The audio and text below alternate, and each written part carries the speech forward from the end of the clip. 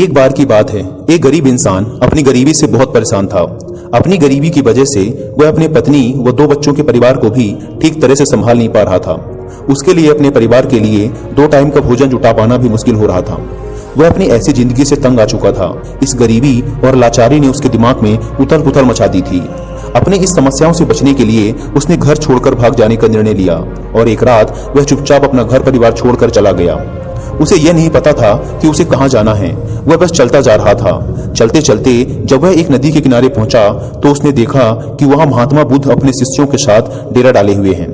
यह देखकर उसने निर्णय लिया कि वह सन्यासी बन जाएगा और महात्मा बुद्ध का शिष्य बनकर उनके साथ ही विचरण करेगा। यह निर्णय लेकर वह महात्मा बुद्ध के डेरे में जाता है और उनके चरणों में गिरकर बुद्ध से यह विनती करता है कि वो उसे अपना शिष्य बनाकर अपने साथ रख लें। महात्मा बुद्ध ने उस गरीब इंसान की तरफ ध्यान से देखा और फिर मुस्कुराते हुए बोले, ठीक है, आज से तुम भी मेरे काफिले का हिस्सा हो। अगली सुबह जब महात्मा बुद्ध का काफिला आगे बढ़ा तो वो भी उनके साथ चल पड़ा। गर्मी का मौसम था और तेज धूप भी थी, लेकिन महात्मा बुद्ध का काफिला लगातार बढ़ता जा रहा था। जब वे लोग एक जंगल से गुजर रहे थे तब एक बड़े से पेड़ के नीचे सभी लोग कुछ देर विश्राम करने के लिए रुके। तेज धूप व लंबी यात्रा के कारण महात्मा बुद्ध को बहुत जोरों की प्यास लगी थी। इसलिए महात्मा बुद्ध ने अपने नए शिष्य से कहा, यहाँ पास में ही एक सरोवर है, तुम वहां से मेरे लिए पानी ले आओ। महात्मा बुद्ध की आज्ञा पाकर वो गरीब इंसान सरोवर की तरफ पानी लेने चल पड़ा। जब वह सरोवर के पास पहुंचता है तो देखता है कि वहां कुछ जंगली जानवर सरोवर के पानी में उछल कूद मचा रहे हैं। उसके सरोवर के पास आते ही सारे जंगली जानवर उससे डरकर वहां से भाग गए। उसने देखा कि जानवरों की उछल कूद की वजह से तालाब के नीचे का कीचड़, उसड़े गले पत्ते ऊपर आ गए हैं और सारा पानी मटमैला व गंदा हो गया है।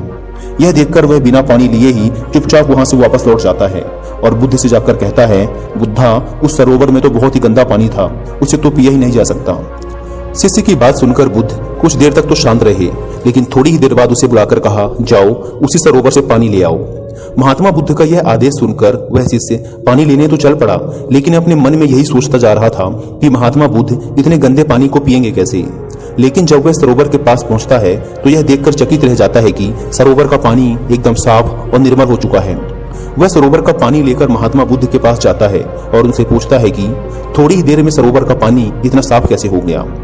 तब भगवान बुद्ध ने उसे समझाते हुए कहा, जब जानवर पानी में उछल कूद मचा रहे थे तब सरोवर का कीचड़ उभर आया था, परंतु कुछ देर शांत रहने पर कीचड़ फिर से नीचे बैठ गया और सरोवर का पानी फिर से साफ व निर्मल हो गया। इसी प्रकार हमारे मन के साथ भी यही होता है। जीवन की भागदौड़, समस्याएं व मन की अशांति हमारे दिमाग में उथल पुथल मचा देती है और तब हम जल्दबाजी में गलत निर्णय ले लेते हैं। परंतु यदि कोई भी निर्णय लेने से पहले हम अपने दिमाग को शांत रखें और धैर्य के साथ बैठकर सोचें तो हमारे मन की वो उथल पुथल भी पानी के उस कीचड़ की तरह शांत हो जाती है और तब हम जो भी निर्णय लेते हैं वो हमेशा ही सही होता है। इसलिए बुरे समय में इंसान को कभी भी धीरज नहीं खोना चाहिए। महात्मा बुद्ध की यह बात उस इंसान को समझ में आ गई और जब वह शांति से बैठकर अपने द्वारा लिए गए निर्णय के बारे में सोचता है तो उसे एहसास होता है कि उसने घर छोड़कर गलत किया था। उसकी अनुपस्थिति में उसकी पत्नी व दोनों छोटे छोटे बच्चों को और भी बड़ी समस्याओं का सामना करना पड़ेगा। उसे अपने पति व पिता होने का दायित्व निभाना ही पड़ेगा। इसीलिए वो महात्मा बुद्ध से आज्ञा लेकर अपने घर वापस चला जाता है।